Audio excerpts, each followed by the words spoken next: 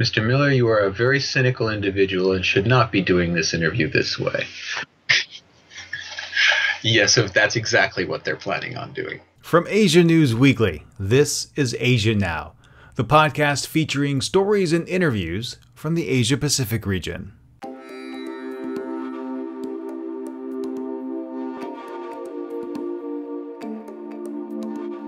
Japanese Prime Minister Shinzo Abe has dissolved the lower house of parliament. Why did he do that? It's today's conversation taking place in Asia Now.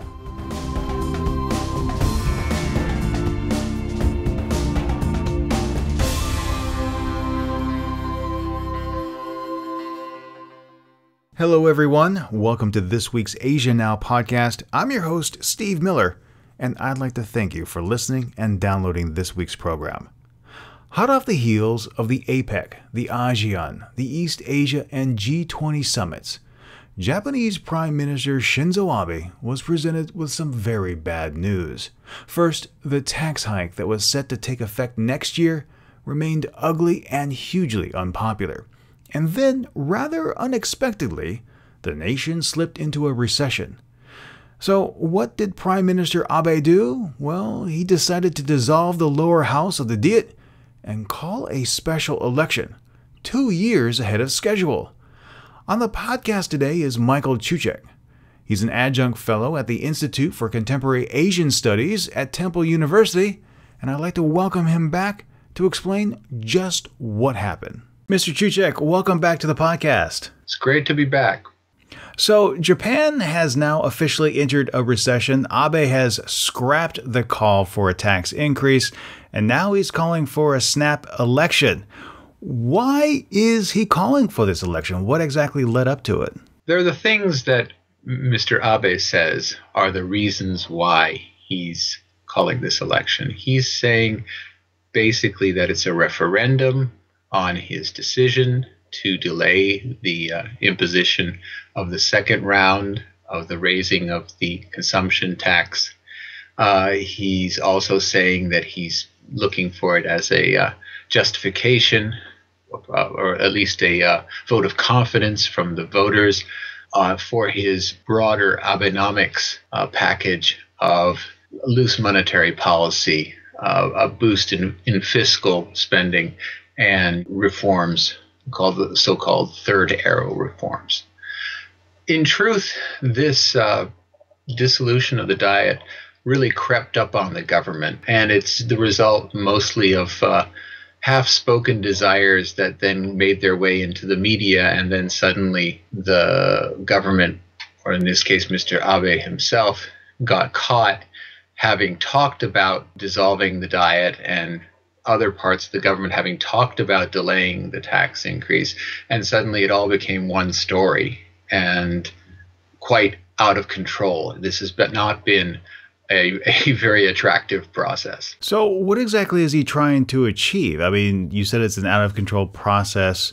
So what does calling the election do? Basically, it gives, if he survives politically after the election, it gives him 4 years rather than 2 years to complete his revolution, both in economics and in Japan's security policies, and a little bit also in its domestic, particularly its education policies.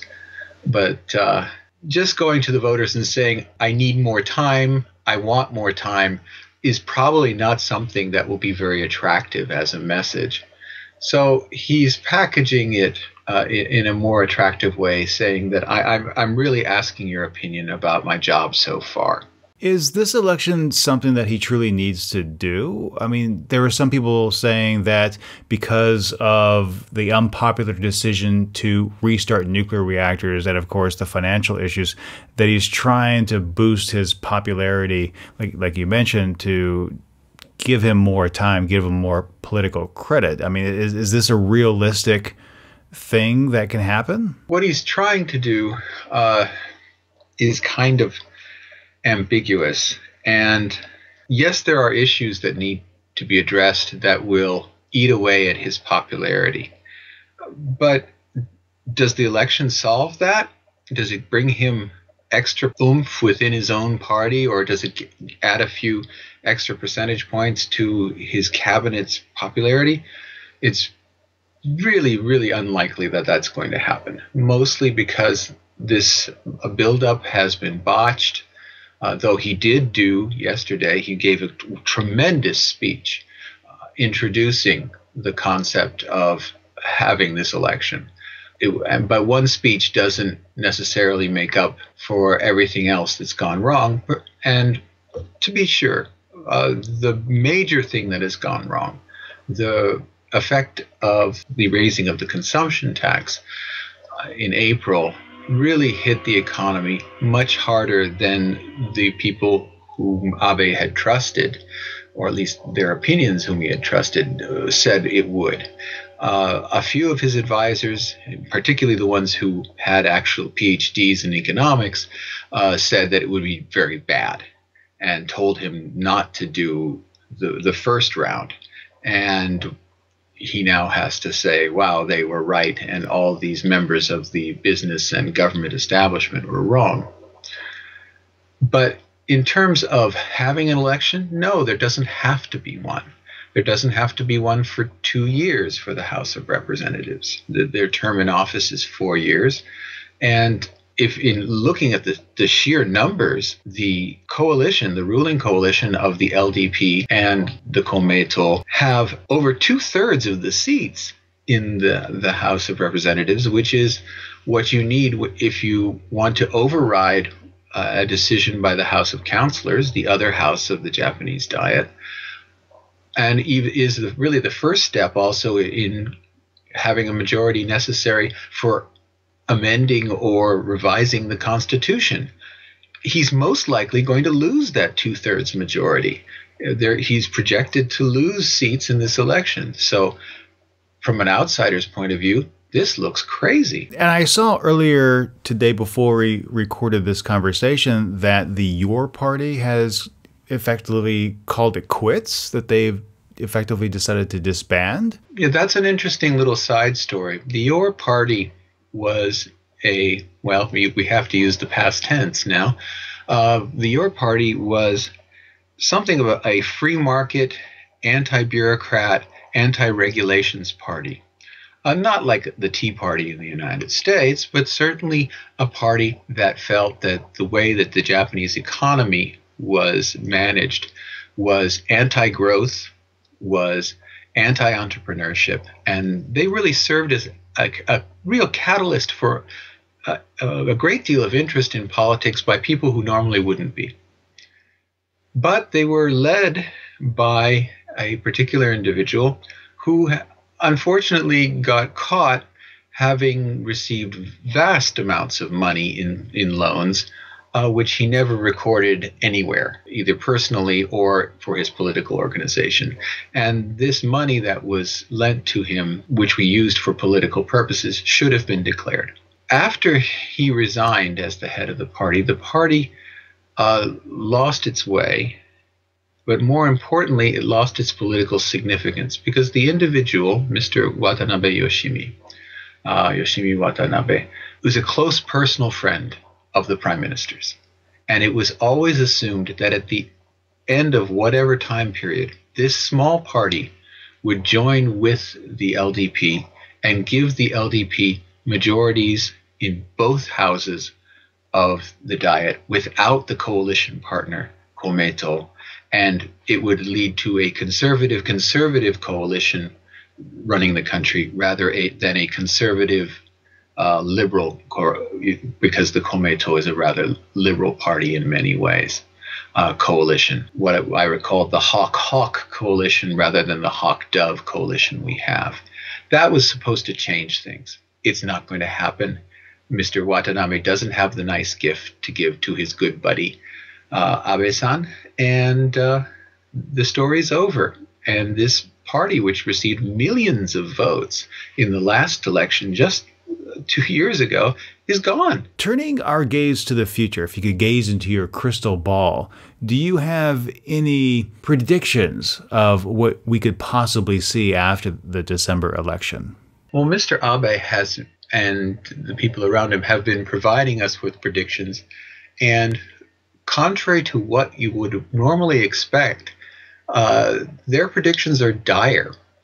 Mr. Abe, in his introductory speech for the diet dissolution, said that I will consider what I have done a victory if we come out of the election with 51% of the seats rather than the 66 that we now hold. Normally, that's called a failure. That's insane. He didn't use numbers, but he said, as long as we have the majority in the House. And it's insane, but it's brilliant, because if you get to grade yourself and establish what the win-lose proposition is before your enemies do, you've done pretty well by yourself. And currently, the LDP is way undershooting the number of seats it expects to win. They're giving all these numbers of losses of 50 seats, losses of 60 seats, which are pretty far-fetched when you consider that the opposition, at least in the district part of the vote, where Japan's voting is split between voting for the districts and then voting for the parties. They have two different sets of House of Representative members. In the districts, which there are 295 of them, the main opposition party will be running candidates in only about 150 of these 295 districts, meaning that LDP members will frequently be running unopposed. And yet they're talking about massive losses in the existing numbers of seats.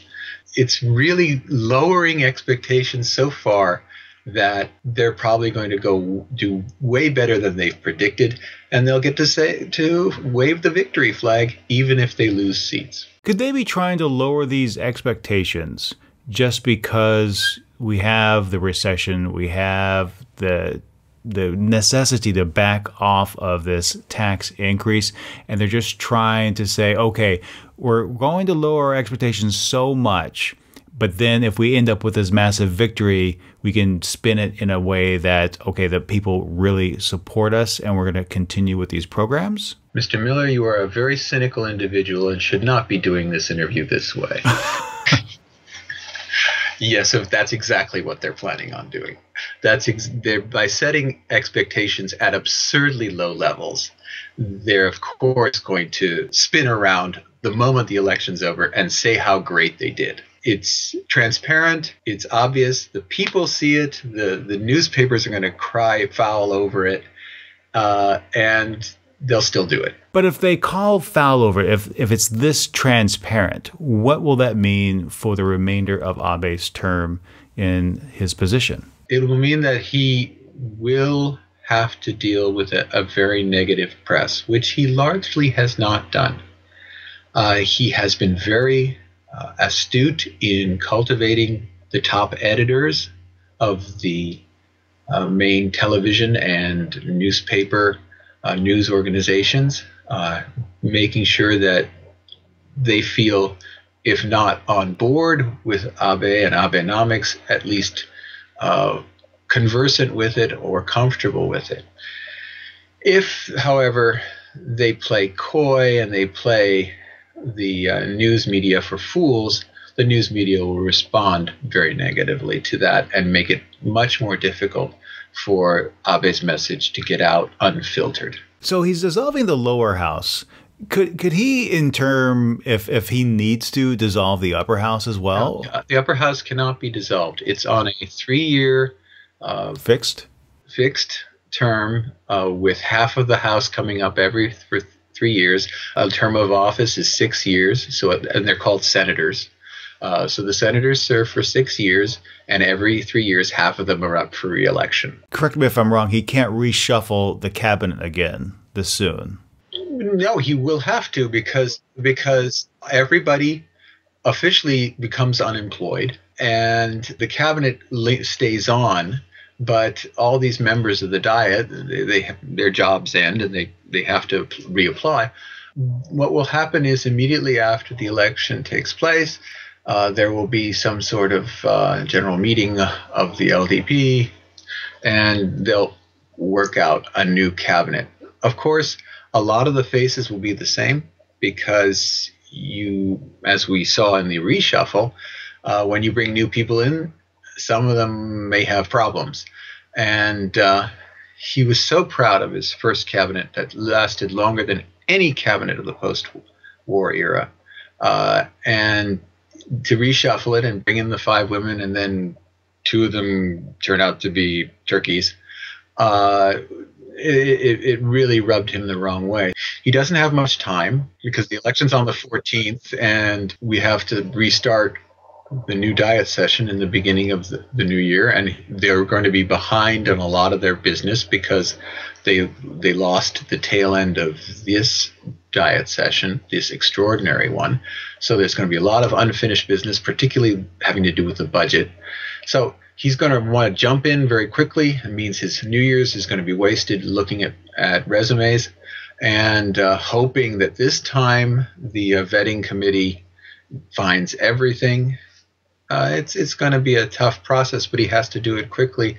And he will have to replace some people because some of them are just turkeys. Do you think he'll try to incorporate more women with this next cabinet? He will do so, but there are a few women who still could jump into the cabinet, but the pool is very small of the highly qualified and the trustworthy people who have been vice minister or parliamentary secretary or whatever, the lower level bureaucratic positions a number of times, and therefore have a lot of seasoning and have gone through the process of being vetted and have gone through the ringer of dealing with the press several times so that you can rely on them. One of the reasons that Obuchi, whose finances turned out to be a folderol, she was young, she was attractive, and she was brought into the cabinet because she was young and attractive, particularly to sell the nuclear reactor restarts. He'll learn from that experience. And he says, okay, we're going to go for experienced people. So there are very few experienced women. It's just the way it's worked out because so few women have been elected, and they've been elected recently. And so he doesn't have the experience there. So it's going to be a tough balance. He is admirable in the way that he has pushed women's empowerment, women's being, not only more women being employed than ever before, which is something that was happening naturally, but more women being in executive and decision-making positions. And he's really made a huge effort, not only in his cabinet, but also in making bureaucratic appointments, making sure that there are women in high-ranking positions within the bureaucracy, which has never happened before. He deserves a great deal of credit, and I certainly hope that he can continue that. Michael Cucek is an adjunct fellow at the Institute for Contemporary Asian Studies at Temple University, Japan. Mr. Cucek, thank you so much for joining me this week. All right. Have a good evening. And I hope you enjoyed the conversation as well. But before I go, I would like your opinion on this. Do you think the election will help or hurt Prime Minister Shinzo Abe's chances of carrying out his plans for Japan? Please share your thoughts in the comments on Facebook or Twitter. Now, if you haven't found us on Facebook, that address is facebook.com/Asian News Weekly. Or if you like to follow us on Twitter and tweet your responses there, you can do so at Asian News Weekly.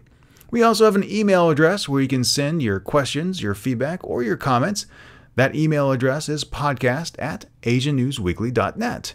If you go to our website, you'll be able to play and download all of our episodes. But if you prefer the show in podcast form, look for us on iTunes, Stitcher, or TuneIn Radio. And if you really enjoyed this episode, I hope you'll share it with your friends and subscribe so you won't miss the next one. Thank you very much for listening today. For Asia Now, I'm Steve Miller.